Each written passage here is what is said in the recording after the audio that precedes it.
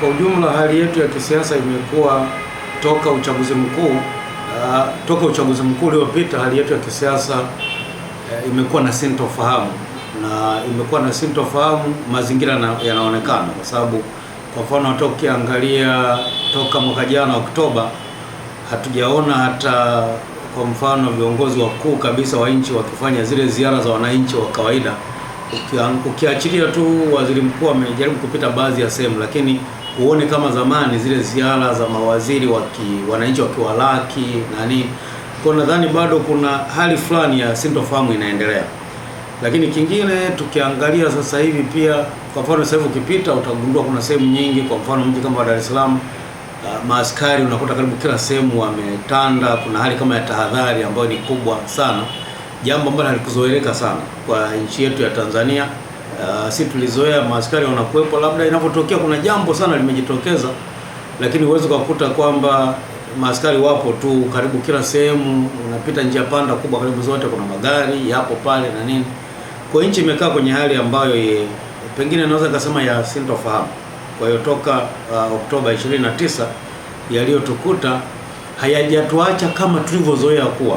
Tumeanza kuishi kwenye utamaduni ambao kidogo umekuwa ni mpya. Nilisikia tamko la Mheshimiwa Waziri tarehe 26 wakati anatoa alikuwa anajibu kuna maswali bungeni, kwa alizungumzia hilo jambo la kuzuia, anaelekeza jeshi la polisi hasa IGP ili aweze kuzuia vyama vya siasa visifanye mikutano yao kwa kile kitu ambacho inaonekana ni hali ya tishio ya kiusalama. Sasa mimi niseme nchi hii ni nchi ambayo inaundwa, inafuata misingi ya sheria, katiba na utawala bora. Na sisi tumejengwa kwenye msingi mkubwa mmoja, kwamba tuna ukuu wa katiba au wanaita constitutional supremacy. Ni tofauti na nchi zingine ambazo hazina katiba iliyoandikwa kama ya kwetu, nchi labda za kifalme, ambao inawezekana pengine busara za mfalme kwa sehemu zikawa ndio zinatumika. Lakini pia hata hizo falme za karne hii ni tofauti na karne za zamani, zile falme za zamani ambao walikuwa wanaita absolute monarch, ambao mfalme alikuwa yeye mwenyewe ni sheria. Kwa hiyo sasa ukiangalia hata falme tu zilizopo, tofauti yake na jamhuri haiwi kubwa kivile, kwa sababu unakuta hata nchi kwa na mfalme bado kuna misingi ya kisheria, misingi ya kikatiba ambayo mfalme pia lazima hakikisha anafuata, kwa haendi kama anavyotaka. Kwa sababu ni nchi ambayo inaundwa katika utawala wa sheria na ambayo inafuata misingi ya kikatiba na utawala bora, hatutegemei kwa hali ya kawaida kwamba kiongozi yoyote awe waziri au mkuu wa nchi kwamba anaweza kaamka asubuhi na akaweza kutoa tamko ambalo linakinzana na sheria za nchi na linakinzana pengine na katiba ya nchi. Kwa ni jambo ambalo nafikiri ni kuhama kwenye misingi na ni upotofu, naweza nikasema hivyo. Kwa mimi ambacho naweza nikasema ni kwamba Mheshimiwa Waziri alijielekeza vibaya sana kutoa tamko la kwenda kuagiza kuzuia kwamba IGP azuie vyama vya siasa visifanye shughuli zao. Kwanza niweze pengine kwa kuweka tu sawa, swala la vyama vya siasa kufanya mikutano, kufanya maandamano ni swala la kisheria, ni swala la kikatiba, kwamba sisi tuna katiba ya Jamhuri ya Muungano wa Tanzania ambayo imetoa haki ya watu kukusanyika, haki ya watu kutoa maoni yao, kuzungumza, kwa sababu huwezi kuzungumza kama una mkutano. Imetoa haki ya watu vile vile labda pengine kuweza kukosoa masuala fulani ambayo yanajitokeza, lakini vile vile katiba imetoa haki hata watu kuandamana, na hiyo inaenda sambamba vile vile na sheria ya vyama vya siasa ya mwaka 1992 na hasa kile kifungu cha 23, na inaenda sambamba vile vile na sheria la jeshi la polisi na polisi wasaidizi au wanaita Police and Auxiliary Services Act. Hii ni sheria sura namba 322 ambayo ndio inasimamia jeshi la polisi. Ukienda kifungu cha 43 vile vile kinazungumzia swala la haki ya kukusanyika, haki ya watu kuandamana, haki ya kuwa na mikutano kwa ujumla, zote zimezungumzia. Tena kwenye hii ya vyama vya siasa inaikita kwenye vyama vya siasa, lakini ya polisi haizungumzii vyama vya siasa peke yake. Hata watu wa kawaida wakiwa na mkutano mwingine wowote, wanaweza kuwa ni machinga, wanaweza kuwa ni wafanyabiashara wa kada nyingine yoyote, wanaweza kuwa ni wakulima, wanaweza kuwa ni wanamichezo, wanaweza kuwa ni watu wengine wote wana haki ya kuweza kukusanyika kwa maana ya mikutano, lakini wana haki vile vile ya kuweza kufanya maandamano kwa utaratibu tu wa kutoa taarifa kwenye jeshi la polisi. Kwa sababu kumbuka, kwa mujibu wa sheria, jeshi la polisi sio kama linatoa kibali.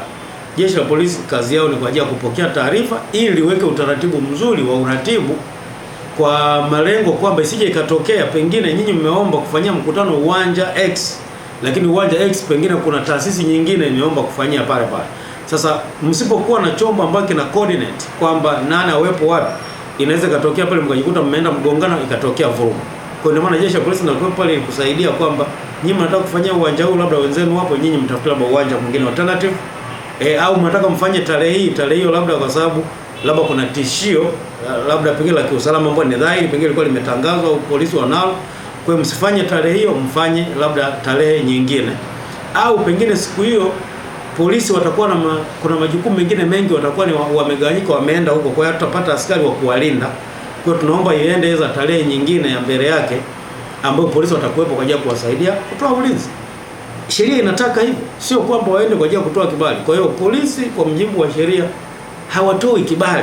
Tunapozungumzia hata hiyo taarifa haitolewi kwa IGP, inatolewa kwa mkuu wa polisi kwenye wilaya husika au OCD, officer commanding the district. IGP yeye ni mtu, unajua sheria ikimtaja mtu specifically, maana yake nataka yule aliyetajwa ndio atekelezwe.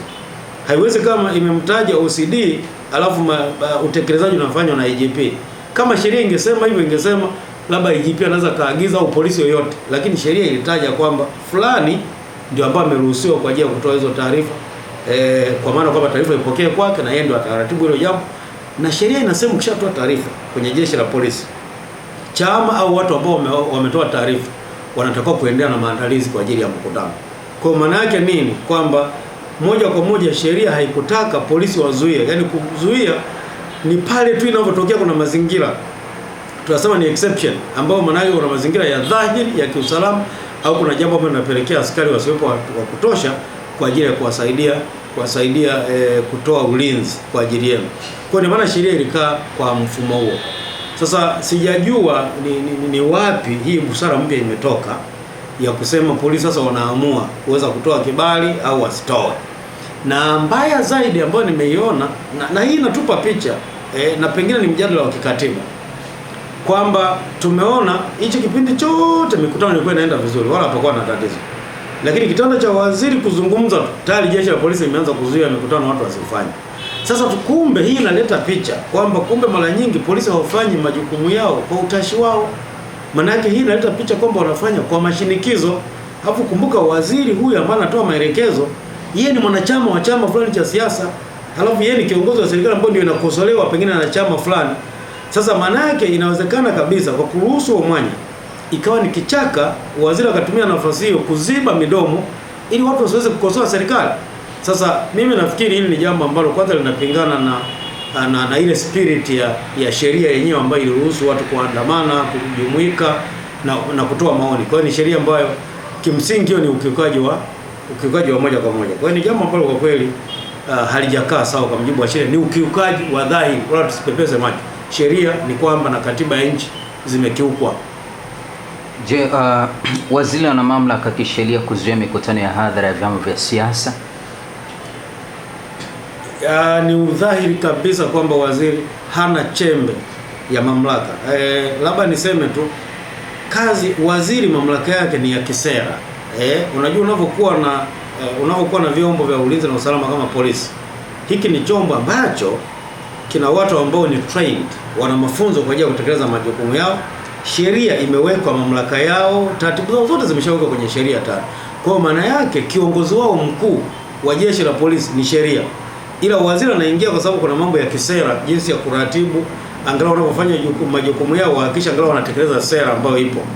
Lakini hakuna namna waziri anaweza kaingia jikoni sasa akaanza kuagiza jinsi ya kufunga pingu, mtuhumiwa afungoje pingu, akaagiza kwamba yule akamatwe na yule asikamatwe, kwa sababu ukifanya hivyo maana yake waziri ameshavuka mipaka. Huko sio nafasi yake.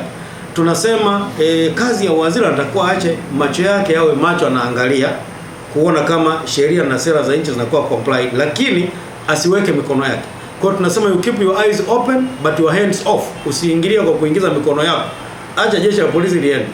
Kama kuna mambo labda ya kisera yanakosewa, unaweza ka advise, au mwisho wa mwaka mkikaa mnapofanya tathmini ya utendaji mkaonyesha mapungufu, kama mlikuwa na mapungufu hapo kwenye sera yetu, pengine labda ya ulinzi, labda watu wameendelea kutekwa, imeonekana hamjawa na pengine mechanism au strategy ya kuweza kupambana nayo. Hayo ni mambo ambayo waziri anaweza kukaa baadaye kwa ajili ya kuadvise, kuona wanatakiwa na mkakati. Sio kwamba yeye aingie kwamba sasa nimeagiza bwana wale wenye macho mekundu wote watakuwa wavuta bangi, nimeagiza mkakamati.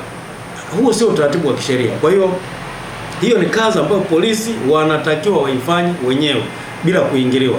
Na nimezungumzia kwamba pengine hili limetupa, mimi ninavyoiona tunasema is a blessing in disguise, kwamba ni jambo baya limejitokeza lakini ndani yake limebeba baraka. Kwa nini baraka? Sababu linatufumbua macho tunavyoenda kwenye mjadala wa katiba mpya, pengine tujaribu kutazama nafasi ya polisi kwa namna ya tofauti.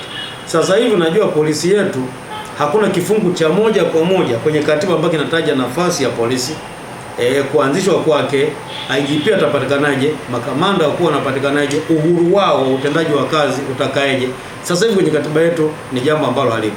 Kwa hiyo kilichopo tu, ibara inazungumzia kwamba rais atakuwa na uwezo wa kuunda na kuanzisha majeshi mbalimbali.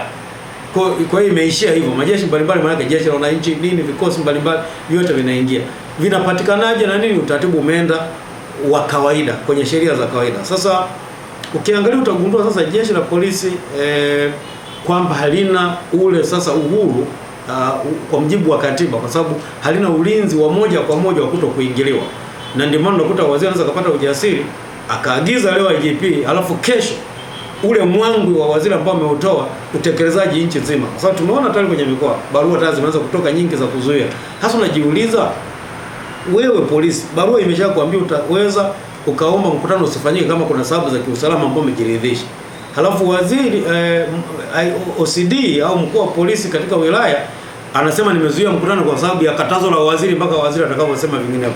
Sheria ni wapi ambayo imesema katazo la waziri ni moja ya sababu ambazo zitapelekea mkutano usiweze chama kisiruhusiwe kufanya mkutano? Kwa hiyo unakuta ni kitu ambacho ni siasa. Yaani tumefika mahala tunakiuka katiba na sheria ya nchi, tunajipa mamlaka ambayo hayapo. Na ndio maana mimi nasema mheshimiwa waziri ni mwanasheria, ajitokeze kwa ujasiri, atutajie kifungu moja kwa moja ambacho kinaonyesha kwamba waziri ana uwezo wa kuzuia au kuagiza mikutano ya vyama vya siasa isifanyike.